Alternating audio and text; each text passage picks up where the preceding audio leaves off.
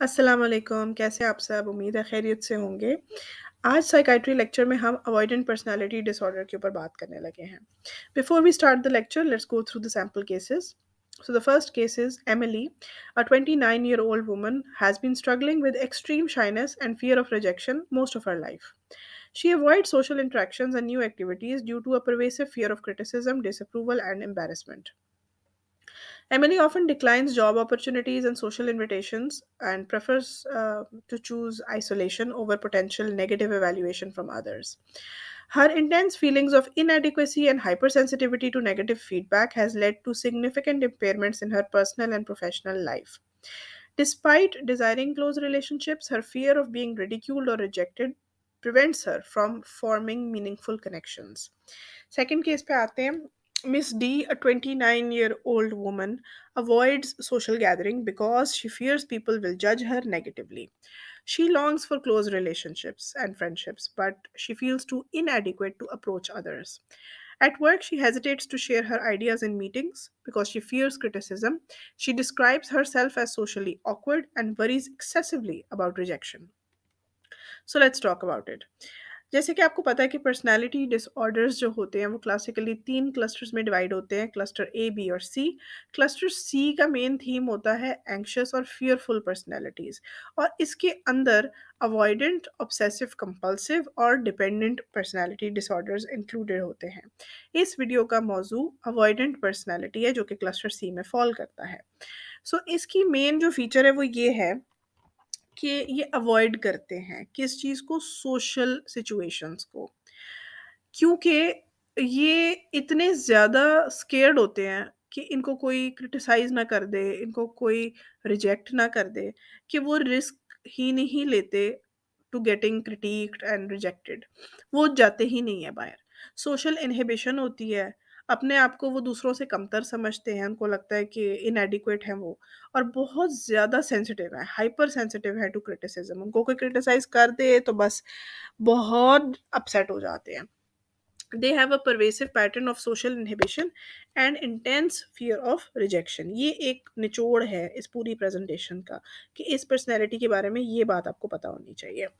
Epidemiology की बात करते हैं जी. तकरीबन 2% of the population has this.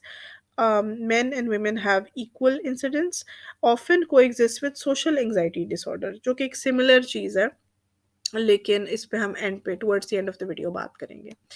Core features, अच्छा जी, इंटेंस फियर ऑफ रिजेक्शन है, जिसकी वजह से वो सिचुएशंस को अवॉइड करते हैं जहाँ पे वो रिजेक्ट हो सके, और इसी वजह से जॉब्स और एक्टिविटीज़ सोशलाइजिंग वाली जो भी हैं वो उनको अवॉइड करते हैं. इंटरपर्सनल कांटेक्ट जहाँ पे भी होता है उसे भागते हैं. अगर काम करते हैं तो वो कोशिश करते हैं हमें ऐसी जॉब्स मिल जाएं जिसमें कम से कम लोगों से बात करनी पड़ जाए.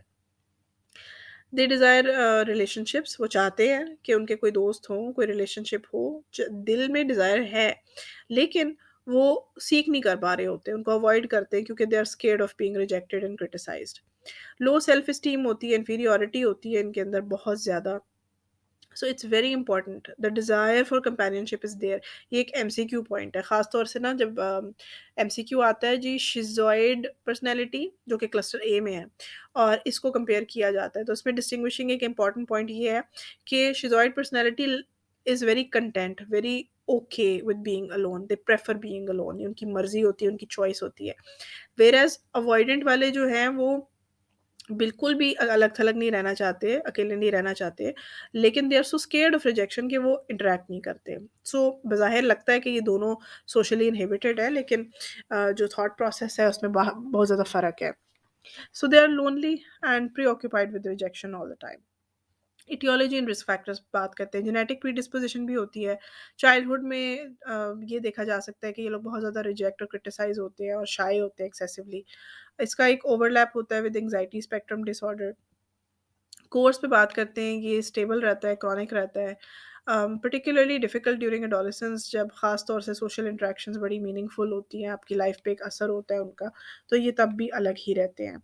हाई कोमॉर्बिडिटी है इसके साथ डिप्रेशन की और एंग्जायटी डिसऑर्डर्स की. फंक्शनल इम्पेयरमेंट होती है significant, because they are avoiding everything related to social activities. तो अगर इनका सपोर्ट सिस्टम फ़ेल हो जाए तो बहुत ज़्यादा ये लोग प्रोन है to getting depression and anxiety and anger issues. Pause the video and go through the DSM-5 criteria. इसमें यह है कि pervasive pattern of social inhibition, feelings of inadequacy and hypersensitivity। ये कोई 7 पॉइंट्स हैं जिनमें 4 या 4 से ज़्यादा हों तो डायग्नोसिस जो होता है वो इस डिसऑर्डर की तरफ जाता है। इसकी मैनेजमेंट में बात करें तो psychotherapy is the main stay. इसमें CBT फर्स्ट लाइन होती है। इसमें जो पेशेंट के अपने बारे में नेगेटिव सेल्फ बिलीव्स हैं उनको चैलेंज किया जाता है और आपको सोशल सेटिंग्स में स्लोली स्लोली एक्सपोज किया जाता है। आपको असर्टिवनेस सिखाई जाती है, सोशल स्किल्स पे काम होता है, मोस्ट इफेक्टिव होता है ये। ग्रुप थेरेपी भी हो सकती है इन अ सेफ सेटिंग। मेडिकेशंस का रोल तब है जब साथ कोमॉर्बिड एंग्जायटी या डिप्रेशन हो, वरना एज सच इंडिकेटेड नहीं होता है। The main feature here is psychotherapy. Differential diagnosis में आपको सोशल एंग्जायटी डिसऑर्डर, शिज़ोइड पर्सनैलिटी और डिपेंडेंट पर्सनैलिटी को कंसिडर करना चाहिए। अब हम बात करते हैं थोड़ा सा difference between social anxiety and avoidant. देखें, सोशल एंग्जायटी में परफॉर्मेंस स्पेसिफिक होती है वो, versus pervasive personality style. Social anxiety has more of a fear of getting embarrassed in a particular setting, जैसे कि public speaking के वक्त they are very scared। लेकिन avoidant personality generally हर चीज़ से ही, हर एंगल से ही रिजेक्ट होने का उनको खौफ होता है। ये ज़्यादा जनरलाइज्ड होता है, स्पेसिफिक नहीं होता है इतना।